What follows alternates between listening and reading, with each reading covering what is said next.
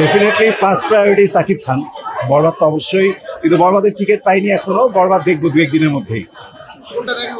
জঙ্গলি দেখলাম, ভালো, well made movie, very emotional আর খুবই ভালো স্ক্রিপ্ট।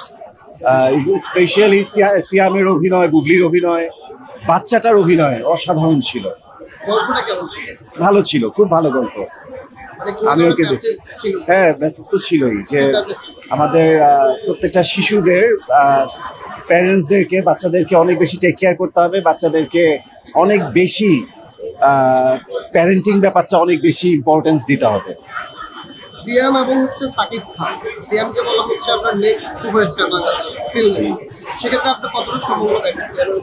সিয়াম ইজ গুড, ভালো করছে, বাট সাকিব খানের সাথে আসলে আলাদা করে কারো তুলনা হবে না। উনি একক একটা রাজত্ব, একক একটা কিং, আর বাকি নায়কদের মধ্যে কম বেশি সবাই ভালো করছে।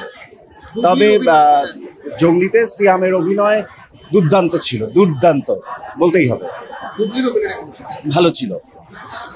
এদিকে এবার মনে হচ্ছে যে বাংলাদেশের মানুষ আবার সেই সিনেমা হলে এসে সিনেমা দেখতে, তাই তো দেখতে পাচ্ছি। এটা দেখে খুবই ভালো লাগছে যে সবাই ঈদে হলে আসছে, সবগুলো হল শো হাউসফুল যাচ্ছে। সবাই বাংলা সিনেমার প্রতি সবাই অনেক বেশি ক্রেজি। এটা তো দেখতে ভীষণ ভালো লাগছে। পরিচালক, প্রযোজক সবার অনেক বেশি এগিয়ে আসতে হবে, আর সবাই এইভাবে এই কন্টেন্টগুলো নিয়ে কাজ করলে খুব দ্রুত আমাদের বাংলা সিনেমা আরো অনেক দূর এগিয়ে যাবে। না, এইবার আমি কোনো সিনেমার সাথে যুক্ত ছিলাম না।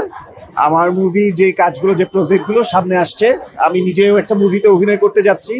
এটা ঈদের পরেই শুরু হবার কথা। সব ডিটেলস আপনারা জানতে পারবেন। সাইনিং হয়ে গেছে। এই শুটিং তো এপ্রিল থেকেই শুরু হবার কথা। এফডিসিতেই সেট ফেলে ফার্স্ট শুটিং স্লটের শুটিং শুরু হবার কথা।